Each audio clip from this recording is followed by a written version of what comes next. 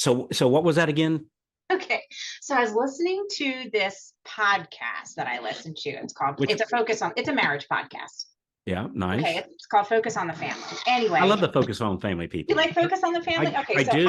I do. They put out a marriage podcast a couple times a week. I got my husband listening to it. But one of the things they were talking about, a concept was called confirmation bias. Have you heard of this? Confirmation. I have not heard of that. Confirmation, like I'm con, like I'm confirming something. Yes. Yeah. Yes, like you're confirming something. So Okay. what's the word? So What's the phrase again? confirmation bias. Confirmation bias. All right. Mhm. So, confirmation bias is this tendency to search for and recall information in a way that confirms or supports your beliefs, okay, or your values. Mm. Now, in they were talking about it with regard to a husband and wife, right? I'm looking for them to do this thing that's going to bother me or annoy me so I can confirm it.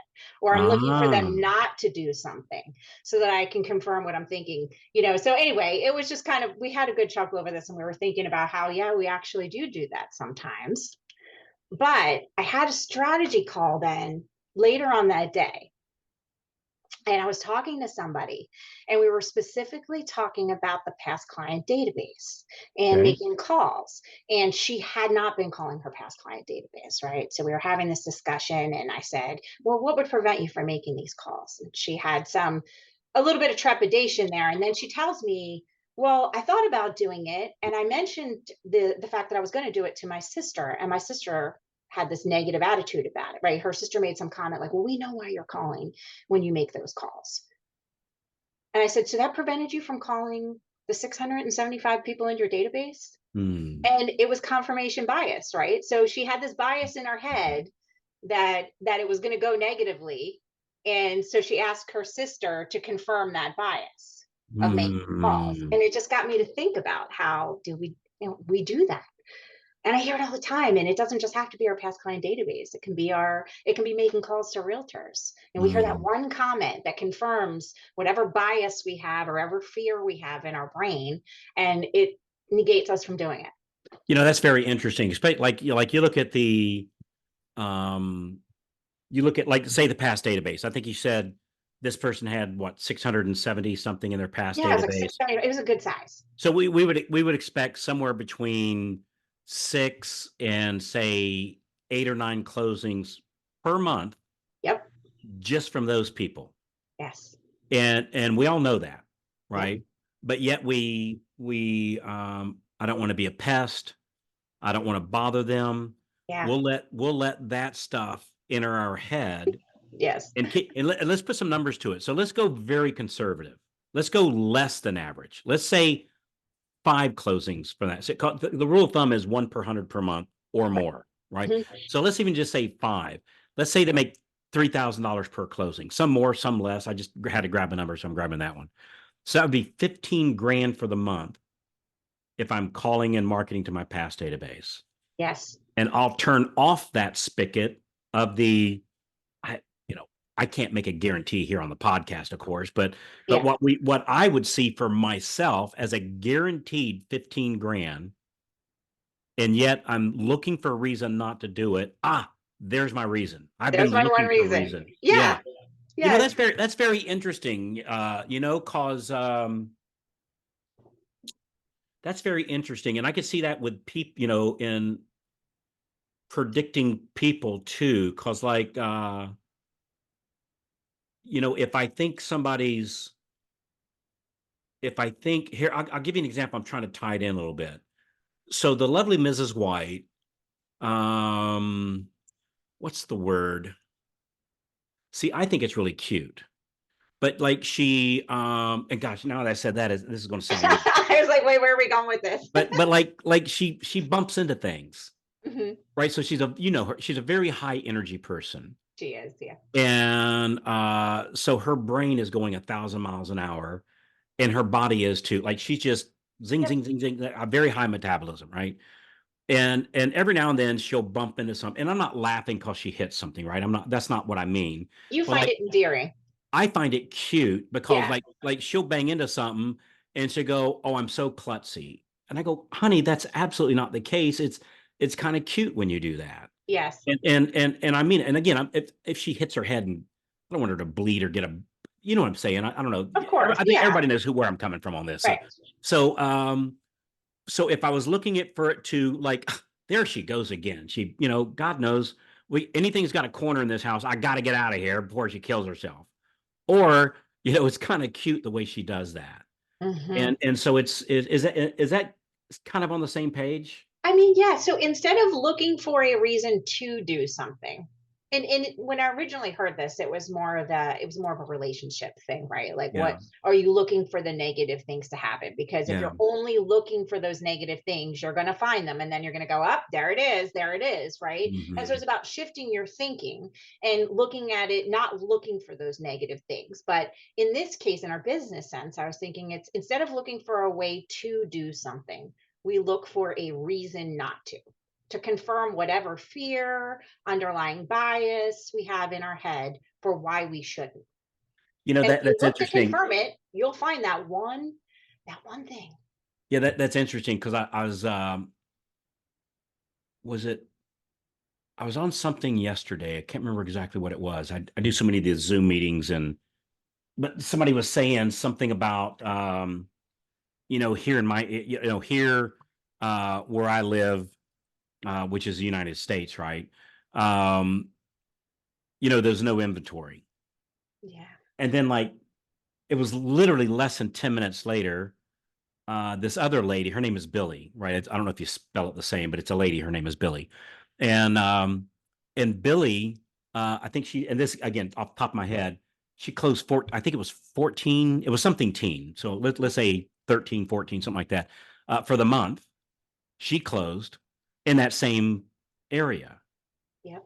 and my suspicion is she's looking for yet another reason why these people should be getting contracts, while the other person might be in an actual way be looking to attract those people that aren't buying, or they can't find something, or they are sitting on the fence, or they're looking for that ever elusive, and I'm using air quotes here, perfect house, which doesn't exist. Mhm. And so instead of helping them, guiding them with making that next home purchase, understanding that nothing's perfect, right? Find something close, which Billy knew, right? And I guess was doing that just naturally, I guess. And so here, two people in the same market. One says, I can't get any deals because there's looking for reasons why there's no inventory. Mm. All at the same time, the other one, obviously there's inventory because closing in the teens. So that's very interesting. So how do we, how do we guard ourselves against that, Kristen? How, if I'm finding myself, oh, I knew this would happen, right? Because I have that sometimes, right? I have that sometimes. How do I catch it when I'm doing it, and how do I prevent from doing it? Like what's the fix here? I don't. I mean, I'm still working on it with my husband, Yeah. but when it comes to the business stuff, I mean, I think you know, I think knowledge of it is number one. Mm, Like being aware, an awareness of, is this what I'm doing, is this really reality, or am I looking for that one thing that I mm, want to affirm for what I'm already thinking is mm. happening?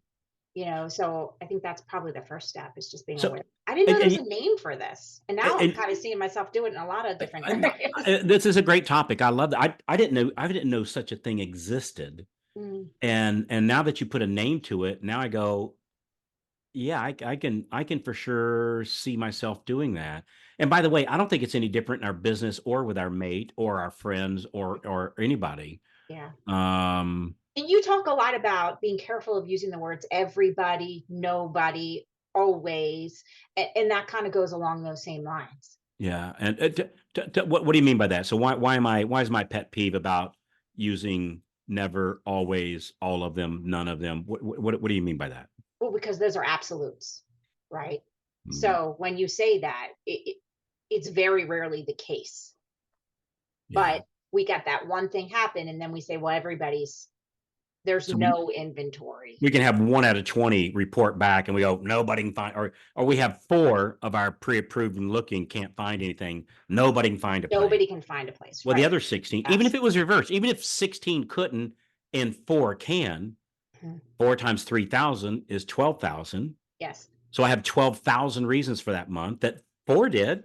The other 16 didn't, but the four did, right? And yeah. So when did you hear this thing? It was about 2 weeks ago. All right. So if I can be so bold, Oh right? gosh. Without Okay. without without without without being specifics, of course, Yeah. but without Yeah. being so now that you've had this thought in your head for 2 weeks, Mm-hmm. and at least originally primarily talking about your mate, Mm-hmm. what do you do differently because of it? Well, I'm more aware of it before I snap. I think, is that really happening? Or am I just looking for that one negative thing that's already on my nerves? Mm, You know, is that really the reality of what's happening? So mm. it's awareness. Again, it's one of those things where until somebody tells you that this is actually a thing, you go, oh my gosh, am I actually doing that? You So know, I think what goes right along with this, and I'm just thinking, we had zero discussion about this before we hit the record button. none. You and I, we were just sitting here catching up, and Yeah. you said, I heard something interesting. I said, hang on, let me hit the record button. Yep. And so when you guys listened in, this literally came in at mid sentence as she first started talking about this. But as you're talking about this, I'm just thinking, boy, who I hang out with and what I listen to, Mhm. what I read, Yeah. uh, is so important. Oh my god. And Now it's you're making me why, think of things. Yeah. Am I oh, using confirmation bias in all the different things I'm doing? The music I'm listening to, the movies I watch, right? yeah. It's so funny. True story. Uh-oh. Maria and I were I don't know, like 3 nights ago. So, well, you feel like watching movies? She goes, yeah. And she said, what I thought I hadn't seen for the longest time? I said, what's that? She said, Toy Story. Love that To movie. me, yeah. Right? Who doesn't like Tom Hanks and the cast in that was Yeah. just, Don Fantastic. Rickles. I'm a huge Don Rickles fan. He was Mr. Potato Head in the original. So who doesn't like that? So we're watching it, and if I don't know if you remember or not, but somewhere around the middle or so, there's the evil kid next door that rips the heads off of all the toys. Yep.